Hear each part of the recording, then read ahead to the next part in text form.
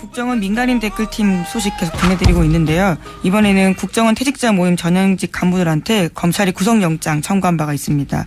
오늘 그 소식이 나왔는데 영장이 모두 기각됐습니다. 서울중앙지법 오민석 영장전담 부장판사가 오늘 밝힌 바인데요. 범죄 혐의는 소명되나 수사 진행 경과 등에 비춰 도망 및 증거인멸의 염려가 있다고 보기 어렵다면서 양지회 전 기획실장 노모 씨에게 청구된 구속영장을 기각했습니다. 오민석 부장판사는 우병우 영장 기각한 분 아닙니까? 네, 첫 번째 영장을 기각했던 판사입니다.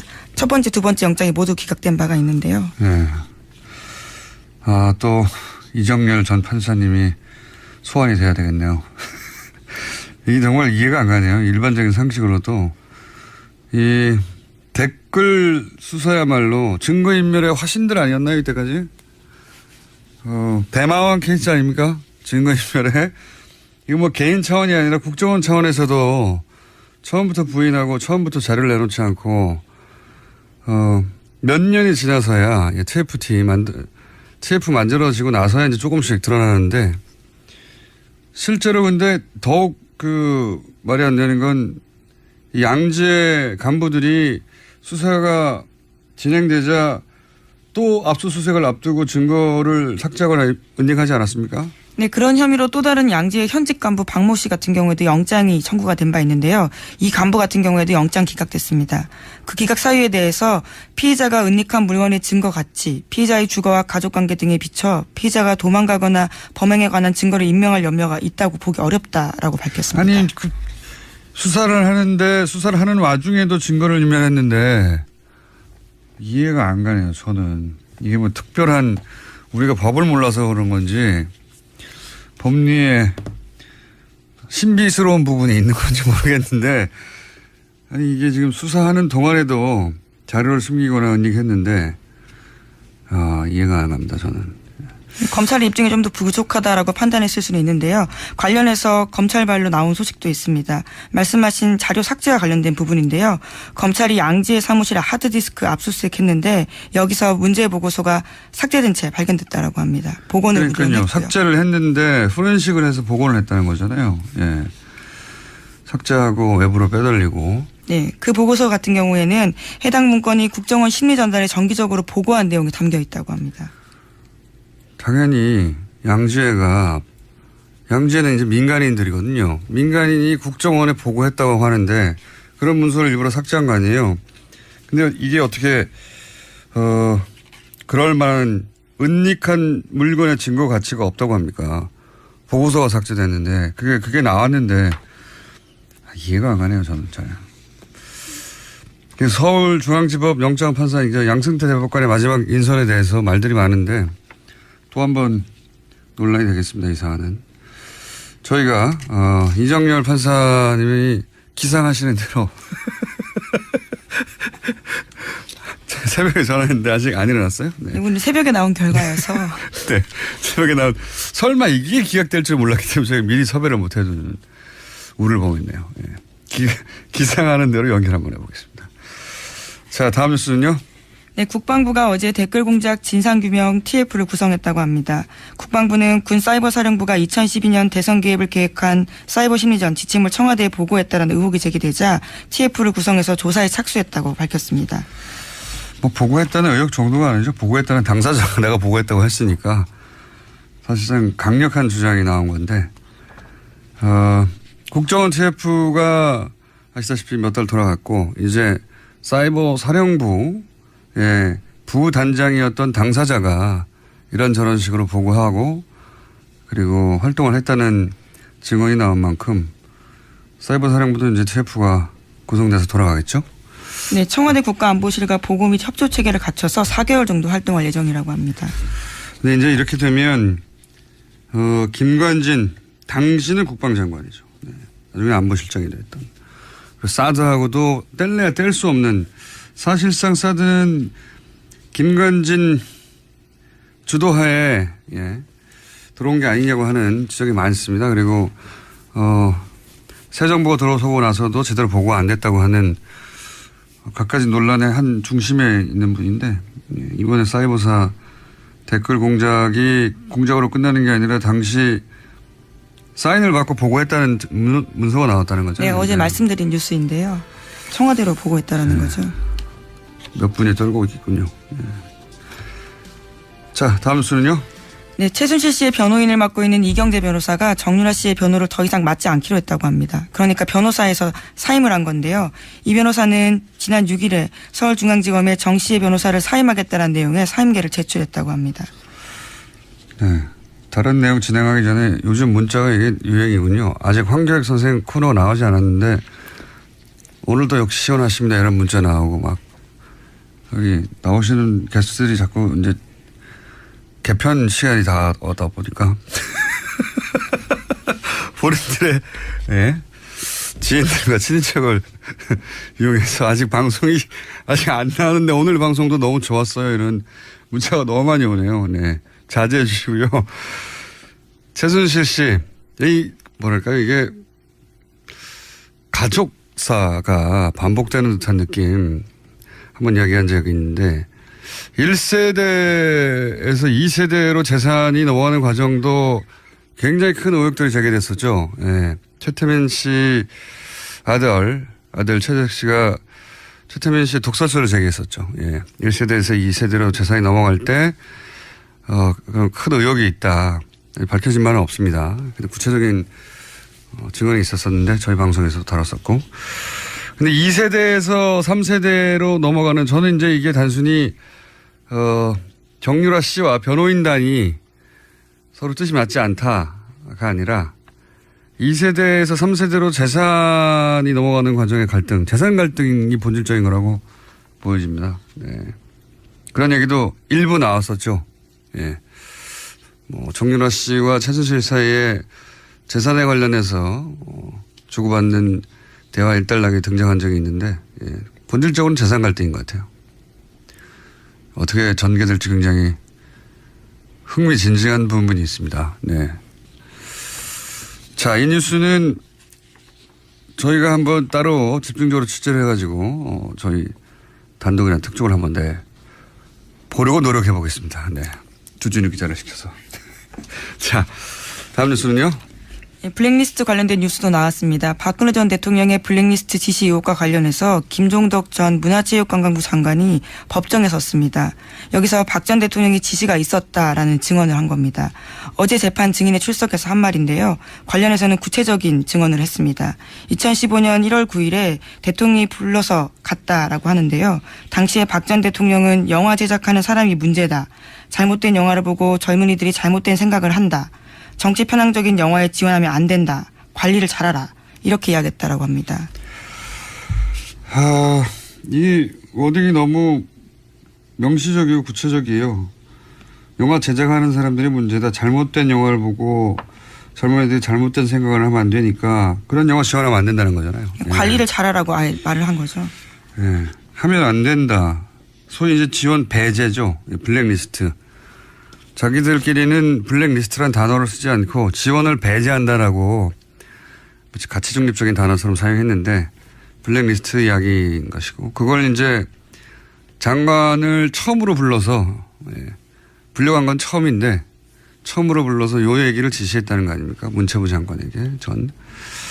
그러면서 이제 정반대로 그러니 이런 영화를 지원해야 한다는 화이트리스트가 등장하죠. 아직 화이트리스트 수사는 진척이 안 된 걸로 아는데 여기에 또 모태펀드라는 게 등장합니다. 네. 공공펀드인데 어마어마합니다. 자금 규모가. 근데 이제 저희가 최순실 게이트 한참일 때 한번 전해드린 적이 있는데 이 화이트리스트 모태펀드를 이용해서 화이트리스트 지원을 받았다고 의혹을 받는 영화가 있죠. 지원을 받았죠. 실제. 예. 근데 그 영화사가 알고 봤더니 그 태극기 집회, 친박 집회 단체들과 가짜뉴스를 만드는 단체들이 있는 사무실에 같이 있더라. 그 건물을 같이 썼던 거죠. 예, 같은 큰 건물이 아닌데 이게 뭐 어마어마하게 큰 건물이면 빌딩이면 같은 건물에 있어도 그럴 수 있다고 싶은데 이건 조그만 건물인데 위아래로 같이 있었어요. 예, 저도 그 건물 가봤었는데 한 3, 4층 되는 강남에 있는 건물이었습니다. 네, 거기에 이제 조그만 빌딩이 같이 모여 있던. 그러니까 이제 화이트리스트하고 친박 집회 주도 단체와 가짜 뉴스를 만드는 것과 한통속이 아닌가 이런 의혹을 가질 수밖에 없죠. 예. 자체적으로는 건전 콘텐츠라고 부르고 있습니다. 네, 건전. 본인들에게는 건전했겠죠. 그래서 이제 이게 다 연결되어 있는 것이다. 그리고 이 뒤에 청와대가 있는 게 아니냐. 왜냐하면 청와대가 사실은 블랙리스트를 만들고 또 정반대로 화이트리스트를 만들어서 모태펀드를 이용해서 지원했으니까요. 그 지원을 받은 영화사가 친박 집회를 주도한 단체와 가짜뉴스를 만드는 단체, 집단 회사와 같이 있었으니까요. 근데 이게 저는 한 건물이 아니었을 거라고 봐요. 네. 그런 단체는 많았고 만약에 화이트리스트가 좀 너무 많은 사안들이 수사되니까 동시에 화이트리스트까지 갈지는 모르겠는데 가면 아마 그런 건물이 다수였다 하는 뉴스가 나오지 않겠는가. 자, 어쨌든 전 문체부 장관이 대통령이 블랙리스트 지시했다라고 증언을 한 뉴스였습니다. 예, 심지어 수첩에 그 내용을 적어놨다라면서 물증도 보여줬습니다. 알겠습니다. 이정열 판사님이 어제 술을 과하게 드시고 못 일어날 수 있기 때문에 그러면 현재 기준은 행방불명이거든요. 저희가 아무리 전화를 해도 시간이 안 되면 다른 분이라도 예. 예를 들면 박범계 의원처럼 예. 최고위원이지만 수면에서 깨어났을 까지 확실시되는 분에게 저희가 연결한다든가 노력해 보겠습니다. 다음 뉴스는요? 네, 검찰이 한국항공우주산업 그러니까 카이를 압수수색하던 날 친박계 이정현 의원이 그 자리에 있었다라는 사실을 경향신문이 보도했습니다. 어제 이 의원의 조카가 조작된 점수로 카이에 입사했다라는 사실을 말씀드린 바가 있는데요. 하필이면 그날 이 의원이 거기 있었던 거죠. 하필이요. 예. 이게 이제 우연이면 이정현 의원은 제가 보기에는 로또를 자주 사시는 게 좋겠어요. 예. 하필이면 방산 비리로 업체를 압수수색하는 날에 예. 그런 날은 뭐 10년에 한 번 있을까 말까 하는 거거든요. 이 업체가. 게다가 그 본사가 서울에 있는 게 아니라요. 경남 사천에 있습니다. 그런데 이제. 그리고 자신을 의존할 사장이 없는 날이지 않습니까? 보통은 사장이 있는 날 오는데. 그리고 이제 수많은 업체 중에 하필이면 본인이 조카를 취업을 청탁해서 부정 입사시킨 딱 그 업체를 하필 그날 이런 우연을 만들어내는 기술이면 저는 로또가 가능하다고 봅니다. 부럽습니다. 예, 물론 본인의 해명은 있는데요. 현장 방문을 돌아가면서 하고 있었기 때문에 그때 그 자리에 있었다라는 겁니다. 이유야 뭘 못했겠습니까? 예. 어쨌든 이건 이제 우연이라고 주장하시는 거죠. 예. 굉장히 부럽습니다. 로또를 사시는 게 좋겠고요. 근데 이제 본인 조카를 부정 입사시킨 요 사건 자체는 이미 수사가 들어가서 네. 아마 결과가 나올 것 같습니다. 하여튼 그 업체에 갔다. 근데 그 업체가 또 하필 압수수색 당하는 날 네. 아침에 가셔가지고 어떻게 그 소식을 알았는지. 자, 일단 여기까지 하겠습니다. 감사합니다. 시사인의 김은지였습니다. 감사합니다. 자.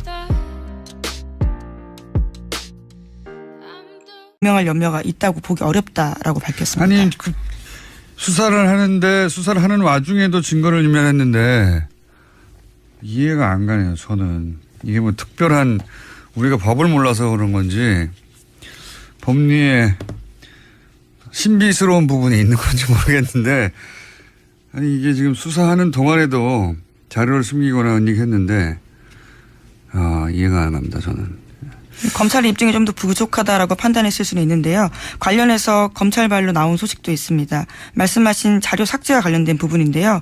검찰이 양지의 사무실에 하드디스크 압수수색했는데 여기서 문제 보고서가 삭제된 채 발견됐다라고 합니다. 복원을 그러니까요. 삭제를 했는데 포렌식을 해서 복원을 했다는 거잖아요. 예. 삭제하고 외부로 빼돌리고. 네, 그 보고서 같은 경우에는 해당 문건이 국정원 심리전단에 정기적으로 보고한 내용이 담겨 있다고 합니다. 당연히 양지에는 이제 민간인들이거든요. 민간인이 국정원에 보고했다고 하는데 그런 문서를 일부러 삭제한 거 아니에요. 근데 이게 어떻게 그럴 만한 은닉한 물건의 증거 가치가 없다고 합니까? 보고서가 삭제됐는데 그게 나왔는데 이해가 안 가네요. 저는 잘. 서울중앙지법 영장판사 양승태 대법관의 마지막 인선에 대해서 말들이 많은데 또 한 번 논란이 되겠습니다. 이 사안은. 저희가 이정열 판사님이 기상하시는 대로 새벽에 전화했는데 아직 안 일어났어요? 네. 오늘 새벽에 나온 결과여서. 네. 새벽에 나온, 설마 이게 기각될 줄 몰랐기 때문에 제가 미리 댓글 수사야말로 증거인멸의 화신들 아니었나요, 이때까지? 대마왕 케이스 아닙니까? 증거인멸의.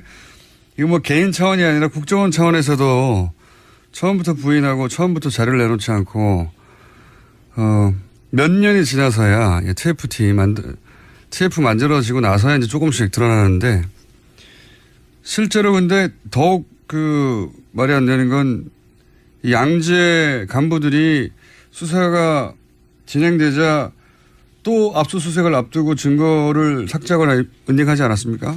네, 그런 혐의로 또 다른 양재의 현직 간부 박모 씨 같은 경우에도 영장이 청구가 된 바 있는데요. 이 간부 같은 경우에도 영장 기각됐습니다. 그 기각 사유에 대해서 피의자가 은닉한 물건의 증거 가치, 피의자의 주거와 가족관계 등에 비춰 피의자가 도망가거나 범행에 관한 증거를 국정원 민간인 댓글팀 소식 계속 전해드리고 있는데요. 이번에는 국정원 퇴직자 모임 전현직 간부들한테 검찰이 구속영장 청구한 바가 있습니다.